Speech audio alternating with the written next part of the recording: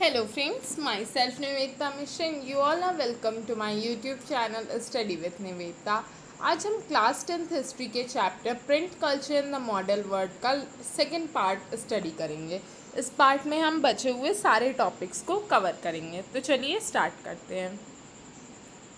Last video में हमने print revolution को कंप्लीट किया था। इस वीडियो में पहला टॉपिक है हमारा the reading mania. Reading mania, mania का मतलब होता है हैबिट। तो पढ़ने की हैबिट कैसे लोगों में आई ये देखते हैं। The literacy level in Europe increased up to 60 to 80% in 17th and 18th century. 17th से 18th सेंचुरी के बीच में यूरोप का लिटरेसी रेट क्या हो गया था, 60 से 80% तक बढ़ गया था। देखिए प्रिंट ने क्या लाया, प्रिंट कल्चर जब ज़्यादा डेवलप करने लगा तो हर किसी के मन में अब पढ़ने की इच्छा होने लगी, हर कोई अब पढ़ना चाहता था और यही रिजल्ट था कि यूरोप का लिटरेसी रेट लगातार बढ़ता जा रहा था 17th और 18th सेंचुरी के टाइम में। High literacy level created new reading public. अब जैसे जैसे लिटरेसी रेट बढ़ता गया, हर कोई पढ़ने लगा, तो इससे क्या हुआ, रीडिंग पब्लिक कंट्री में कॉन्टिनेंट में बढ़ने लगी। Book sellers employed peddlers to roam and sell book. Book sellers जो थे यानी कि जिनकी किताबों की दुकानें थी, उन्होंने क्या किया कि वो लोग अब पेडलर्स को एम्प्लॉय करते थे। पेडलर्स वो होते हैं जो वो हाथ में या फिर कह सकते हैं हम कि किसी ठेले पर लेके जो बुक्स को गली गली घूम कर बेचते हैं, उन्हें हम पेडलर्स कहते हैं या फिर स्ट्रीट सेलर हम कह सकते हैं। तो बुक सेलर्स ने पेडलर्स को एम्प्लॉय किया ताकि वो जगह जगह पर घूमकर बुक्स को सेल कर सके। अब हमारा नेक्स्ट टॉपिक है print culture and the French revolution. Print culture और फ्रेंच रिवॉल्यूशन आपस में कैसे लिंक्ड हैं ये देखते हैं।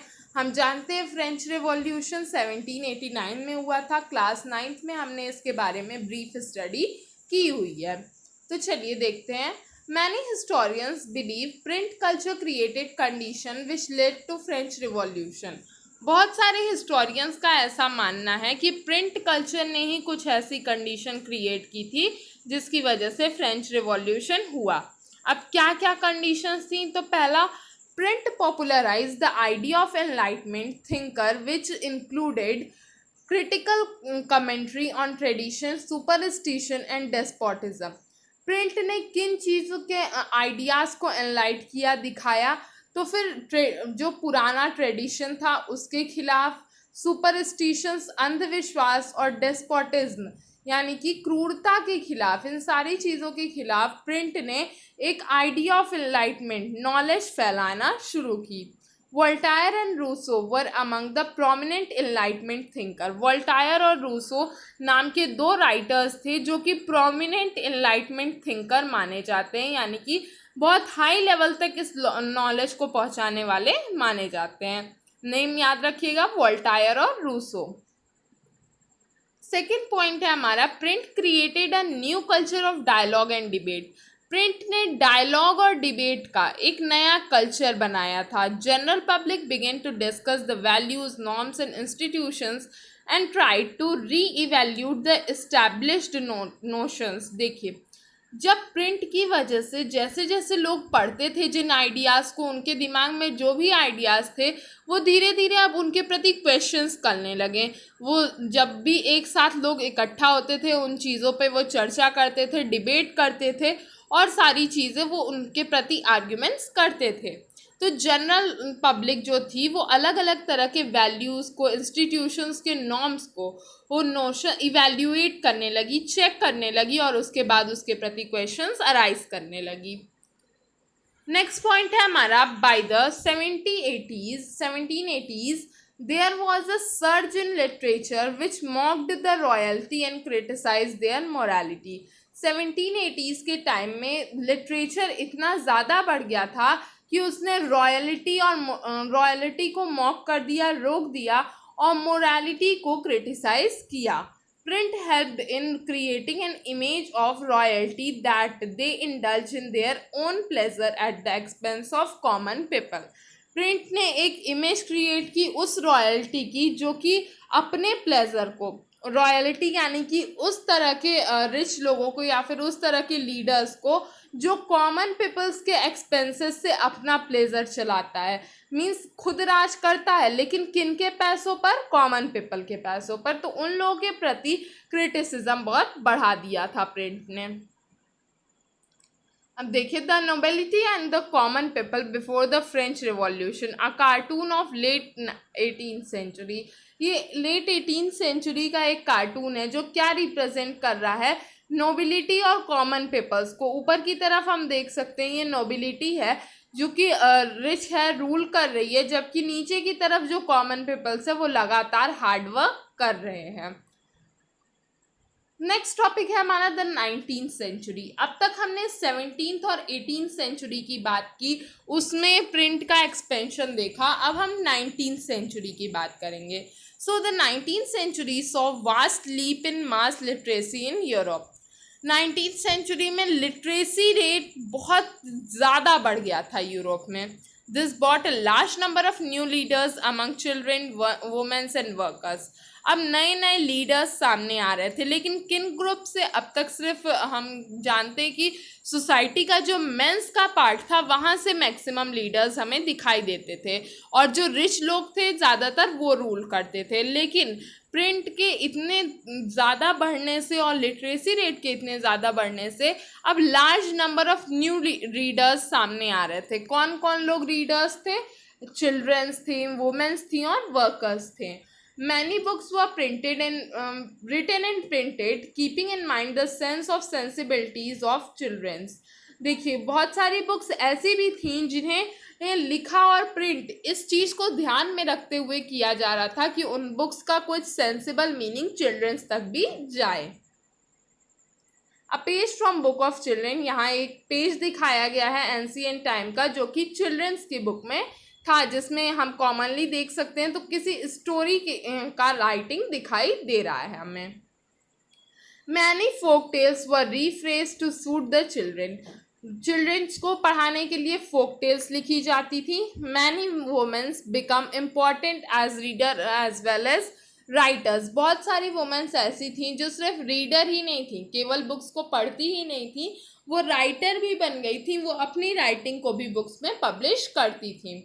The lending libraries, which had been in existence from the 17th century, become the hub of activity for white-collar workers, artisans, and lower middle class peoples. जो lending libraries थी, मतलब ऐसी libraries जो कि books को कुछ दिनों के लिए lend करती हैं, लीज पे देती हैं, वो libraries जो कि 17th century तक lending libraries थी, आज वो activity का hub बन गई थी। किन लोगों के लिए?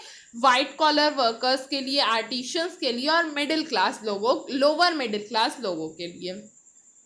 अब देखिए, यहाँ पे एक फ्रंट पेज दिया गया है मैगजीन का जो कि वर्किंग क्लास की मैगजीन का है, और ये एक बुक दिखाई गई है सफ्रेजेट यानी कि वोटिंग राइट, जिस पे शो किया जा रहा है। ये 19th सेंचुरी में वुमेन्स के द्वारा लिखी गई एक बुक है। अर्ली बुक स्टोर्स, यहाँ पे आप देख सकते हैं किस तरीके से अर्ली बुक स्टोर की एक पिक्चर दिखाई गई है, जिसमें कोई मास्टर है जो शॉपकीपर है, वो बच्चों को बुक्स लेंड कर रहा है। फर्दर इनोवेशंस, अब आगे इनोवेशंस क्या हुई? हम जानते हैं अब तक जो गटेनबर्ग का जो प्रिंटिंग प्रेस था वही एग्जिस्टेंस में था, उसी के द्वारा प्रिंटिंग का वर्क किया जा रहा था। लेकिन अब फर्दर इनोवेशंस, ज़रूर उसके आगे कोई डेवलपमेंट हुई होगी, तो क्या डेवलपमेंट्स थी वो हम देखते हैं। Richard M Hoe of New York perfected the power driven cylindrical press by the mid 19th century. Richard M Hoe जो कि न्यूयॉर्क से बिलोंग करते हैं, उन्होंने पावर ड्राइवन सिलेंड्रिकल प्रेस का सिस्टम परफेक्ट किया 19th सेंचुरी में। This could print 8000 sheets per hour. ये जो मशीन उन्होंने बनाई, इसकी हेल्प से एक साथ 8000 शीट्स को पर आवर में प्रिंट किया जा सकता था। सोचिए ये गटेनबर्ग के प्रिंटिंग प्रेस से कितना ज़्यादा पावरफुल था। वो 180 बुक्स को उन्होंने 3 ईयर्स में प्रिंट किया था, जबकि ये जो मशीन थी ये 8000 शीट्स को अगर पर आवर प्रिंट कर रही है, तो आप खुद सोच सकते हैं कि एक ईयर में ये कितने ज़्यादा बुक्स को प्रिंट कर लेगी। Offset press was developed in late 19th century. उसके बाद लेट 19th सेंचुरी में ऑफसेट प्रेस आया। This could print up to 6 colours at a time. इस प्रिंटर की हेल्प से ये अप टू 6 कलर मतलब एक साथ 6 कलर्स को, एक 6 से ज़्यादा कलर्स को यूज़ किया जा सकता था प्रिंटिंग में। Electrically operated presses came in use from the turn of 20th century. Electrically operated means electricity से चलने वाले presses को 20th century तक यूज़ में आने लगे थे। This helped in accelerating the printing process और इसकी वजह से ये प्रिंटिंग प्रोसेस काफ़ी तेज़ी से बढ़ रहा था। Many other innovation took place during this period. All the innovation had a cumulative effect which improved the appearance of printed text. उस टाइम में बहुत सारे अलग अलग तरीके के इनोवेशंस हुए, इन्वेंशंस हुए और ये सारे इनोवेशंस ने प्रिंटेड टेक्स्ट, जो बुक्स पे जो भी टेक्स्ट प्रिंट होता था उसके अपीयरेंस में भी बहुत ज़्यादा इम्प्रूवमेंट हुआ था। अब ये जो आपको पिक्चर में दिखाई दे रहा है ये रिचर्ड एम हो है और यही उनका सिलेंड्रिकल प्रेस है।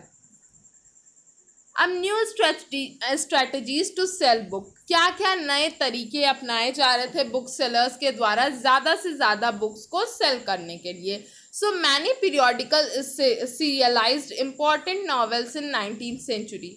टाइम के हिसाब से बुक को सेल करने की भी स्ट्रैटेजीज बदल गई। अब नॉवेल्स पे ज़्यादा जोर दिया जा रहा था। जो टाइम पीरियड बीत चुका है उससे रिलेटेड नॉवेल्स या और भी अदर तरीके की नॉवेल्स 19th सेंचुरी में इस्टेब्लिश की जा रही थी। In 1920 in England popular work was sold in cheap series called the shilling series. 1920 में इंग्लैंड में जो सबसे पॉपुलर वर्क होता था, मीन्स जो सबसे ज़्यादा यूज़ में, सबसे ज़्यादा इफेक्ट में जिन वर्क्स को लोग ले आते थे उन्हें बहुत चीप सीरीज़ में बेचा जाने लगा था। चीप सीरीज़ जो वो मतलब कि सस्ते दामों में उन्हें बेचा जा रहा था, जिसे शिलिंग सीरीज नाम दिया गया था। द डस्ट कवर और book jacket is the 20th century innovation. Dust cover या फिर बुक जैकेट जिसे हम कहते हैं ये 20th सेंचुरी का इनोवेशन था। Cheap paperback edition were bought to the counter. The effect of great depression in 1930, जो पुराना चीप मतलब कि सस्ता पेपर बैक एडिशन था, ग्रेट डिप्रेशन के इफ़ेक्ट हम जानते हैं 1928 से 1930 तक ग्रेट डिप्रेशन पूरे वर्ल्ड में चला था। उसका इफ़ेक्ट जो भी था वो पेपर बैक एडिशंस के थ्रू लोगों तक पहुंचाया जा रहा था और ये पेपर बैक एडिशन बहुत चीप होते थे, यानी कि बहुत लो कॉस्ट के होते थे। अब देखिए यहाँ सीरियलाइज नॉवेल्स का और शिलिंग सीरीज़ में जो 19th सेंचुरी में आ रही थी उनकी एक इमेज दिखाई गई है। ये डस्ट जैकेट या बुक कवर्स हैं जिनका इंट्रोडक्शन 19th सेंचुरी में हुआ। देखिए एक और बात इसमें जो नहीं मेंशन है वो मैं आपको बता दूं कि इसी के साथ में फ्रांस में और भी जगहों में, ब्रिटेन में, यूरोप में अलग अलग तरीके की ये बहुत चीप बुक्स सेल की जा रही थी जिसके थ्रू जो पुअर पीपल्स हैं वो बुक्स तक एक्सेस पा जाए। इसी तरह की छोटी छोटी बुक्स पेटी पेडलर्स बेचते थे जो कि सड़कों पर घूम के बुक्स को बेचते थे। बहुत छोटी छोटी बुक्स होती थी, पॉकेट बुक्स होती थी जिनमें नॉर्मल चीज़ें लिखी होती थी ताकि लोग आसपास के उसे पढ़ सके, जो पुअर पीपल्स है उनकी भी बुक्स तक एक्सेस हो सके। इसी तरीके से फ्रांस में भी एक छोटी बुक्स की series, small pocket size books की जो सीरीज़ निकली थी वो उसका नाम था बिलोइथिक ब्लू। बिलोइथिक ब्लू जो थी वो ब्लू कवर में, बहुत चीप ब्लू कवर में और बहुत रफ पेजेस पे लिखी हुई बुक होती थी जो बहुत चीप प्राइस में, लेस देन 1 penny, 1 रुपये तक में या उससे भी कम सस्ते दामों में ये बुक्स बिकती थी जिससे पुअर पीपल्स भी इन तक एक्सेस पा सकें। तो ये थी नई नई स्ट्रैटेजीज जो कि बुक सेलर्स ने यूज़ की बुक्स को सेल करने के लिए। अब हमारा नेक्स्ट टॉपिक है India and the world of print.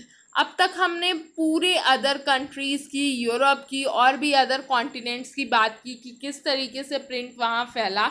अब हम बात करेंगे इंडिया की और वर्ल्ड ऑफ प्रिंट की। देखते हैं। The Portuguese missionaries first brought printing press to Goa in mid 16th century.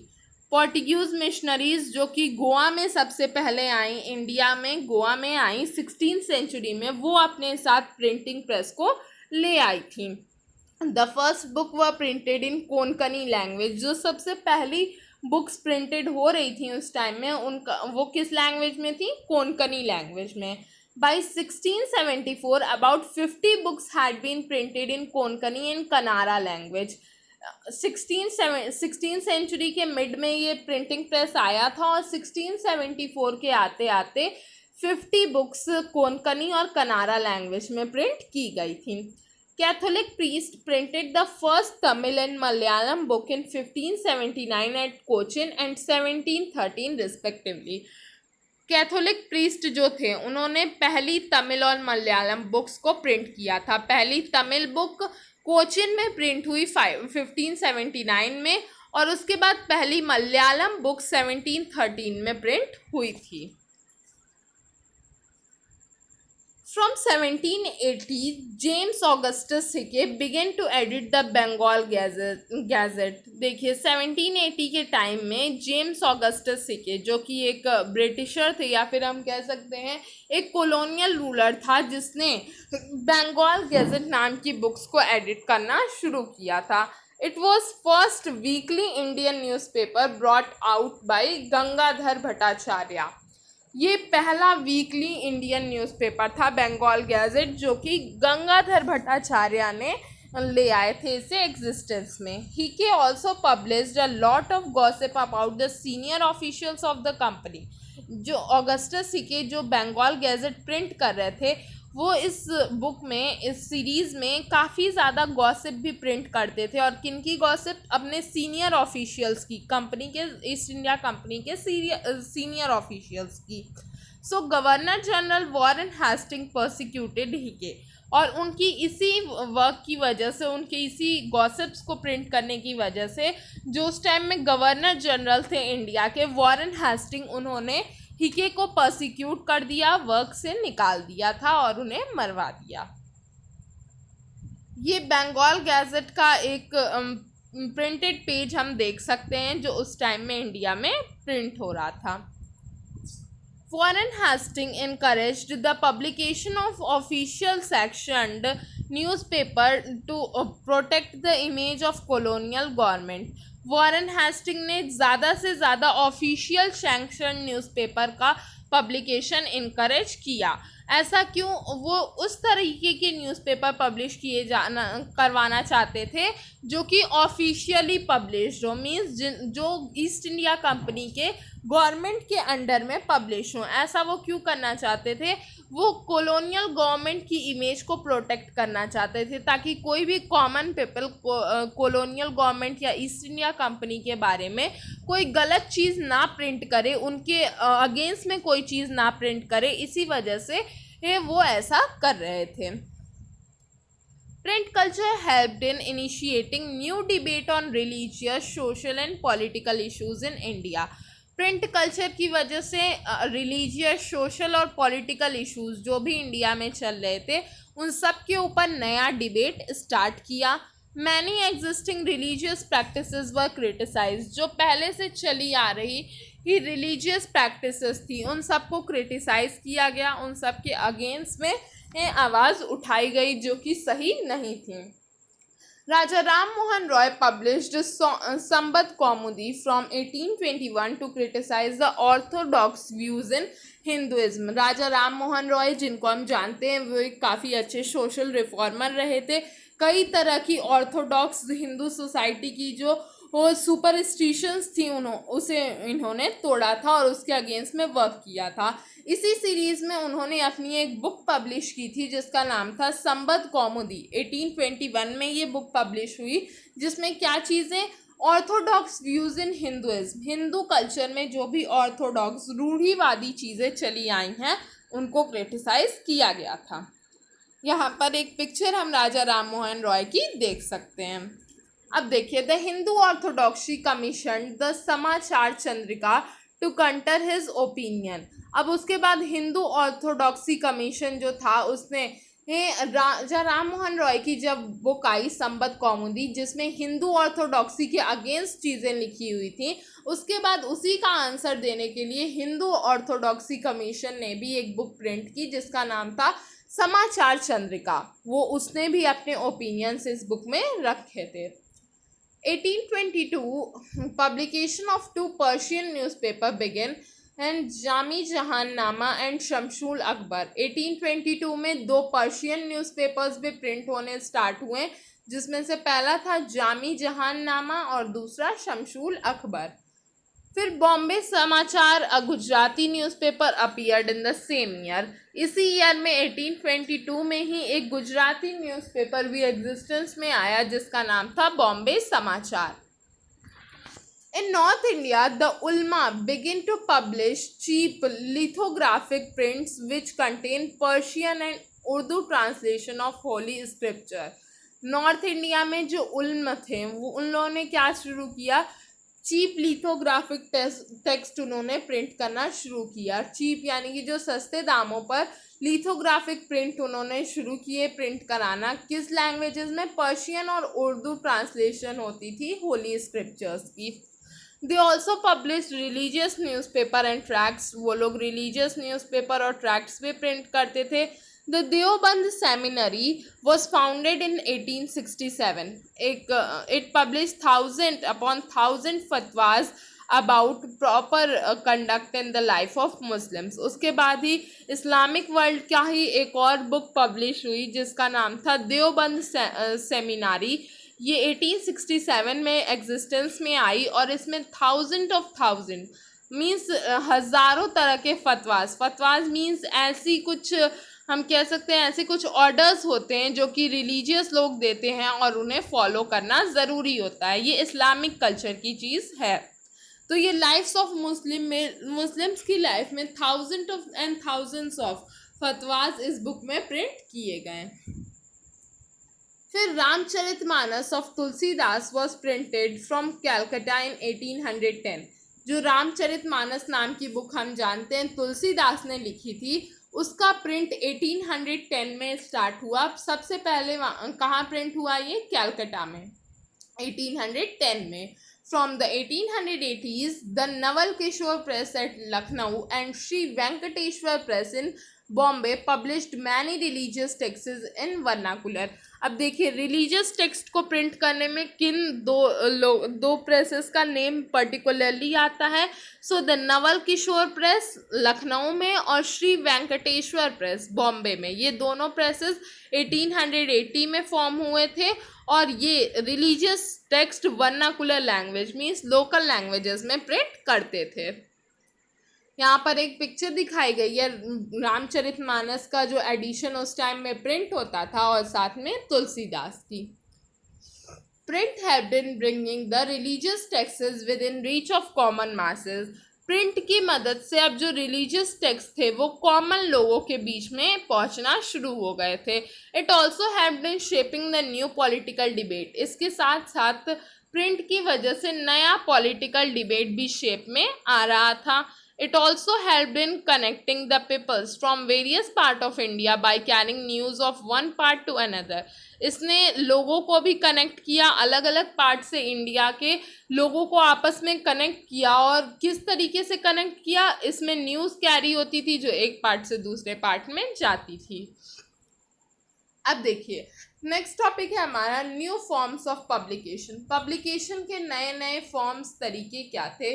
So, सबसे पहला initially people got to read the novel which were written by European writers, but people could not relate to those novels because they were written in European context. Many writers enriched who began to write in the Indian context. देखिए सबसे पहले initially अगर हम देखें तो जब शुरुआत में प्रिंट कल्चर सामने आया इंडिया में तो उस टाइम में ज़्यादा से ज़्यादा यूरोपियन नॉवेल्स ही लोग पढ़ते थे, क्योंकि यूरोपियन राइटर्स के द्वारा लिखी हुई नॉवेल्स ही ज़्यादा से ज़्यादा प्रिंट होती थी और उन्हें ही लोग पढ़ते थे। लेकिन इस चीज़ को यूरोपियन नॉवेल्स को लोग अपनी लाइफ से रिलेट नहीं कर पाते थे। रीज़न क्या था? क्योंकि ये यूरोपियन कंटेक्स्ट में होता था। उसके बाद से बहुत सारे राइटर्स ऐसे सामने आए, इमर्ज हुए, जिन्होंने अब ये नॉवेल्स इंडियन कंटेक्स्ट में लिखना शुरू की। Peoples could correlate with the theme and characters of such novel in a better way. अब लोग जो इंडियन कंटेक्स्ट में जो नॉवल हैं उन्हें समझना लोगों के लिए ज़्यादा आसान था, वो आसानी से इन चीज़ों को अपनी लाइफ से रिलेट कर सकते थे जो नॉवल में लिखी जाती थी. Many other new forms of writing also came into origin like lyrics, short stories, essay about social and political matters etc.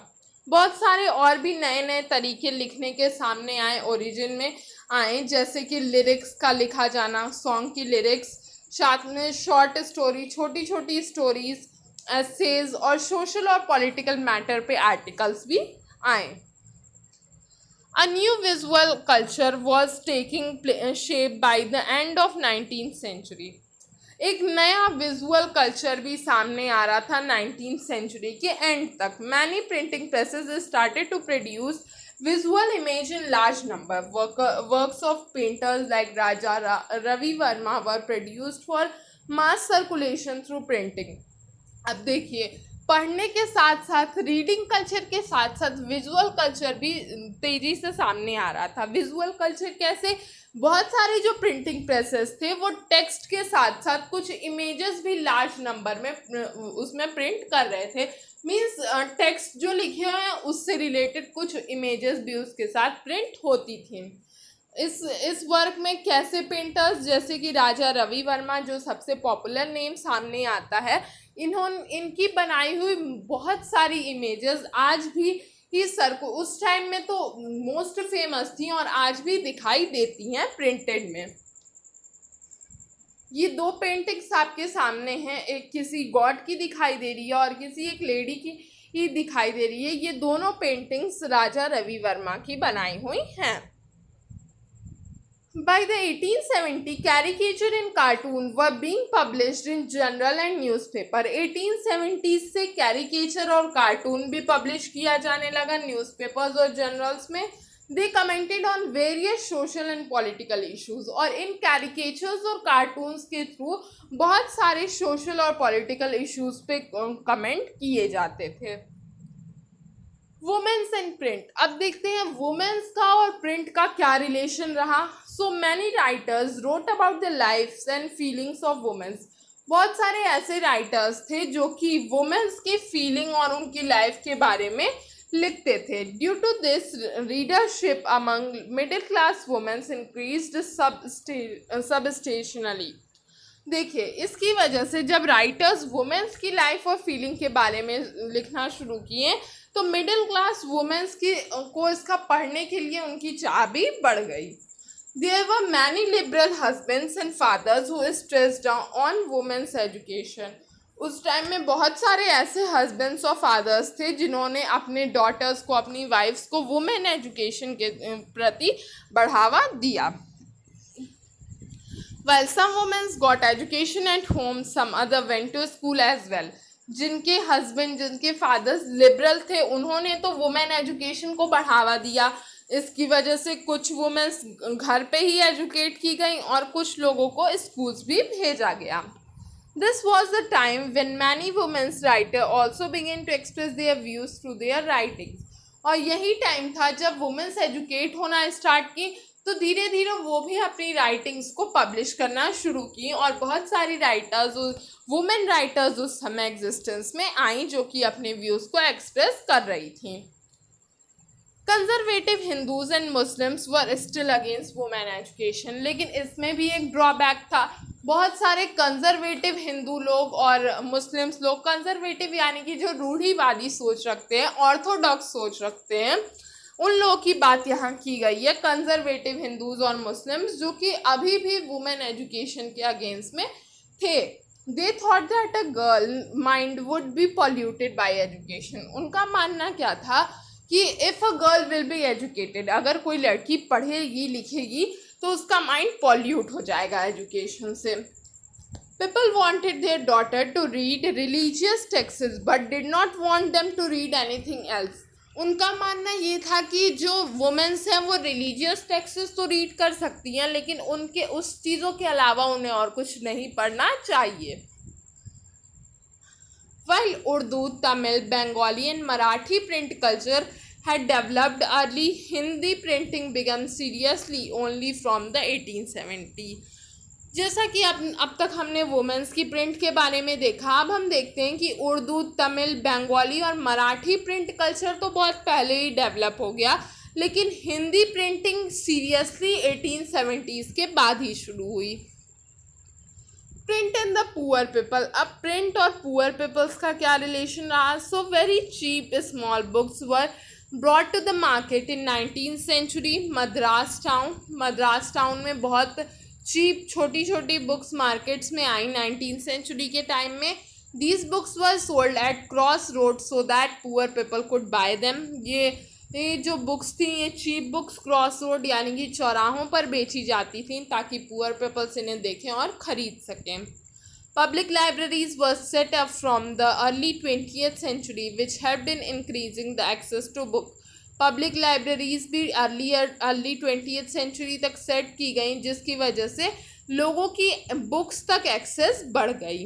Many rich people set up library in order to assert their prestige in their area। बहुत सारे rich लोग ऐसे थे जिन्होंने library set की ताकि उनकी society में उनकी प्रेस्टीज, उनकी इज्जत बढ़े।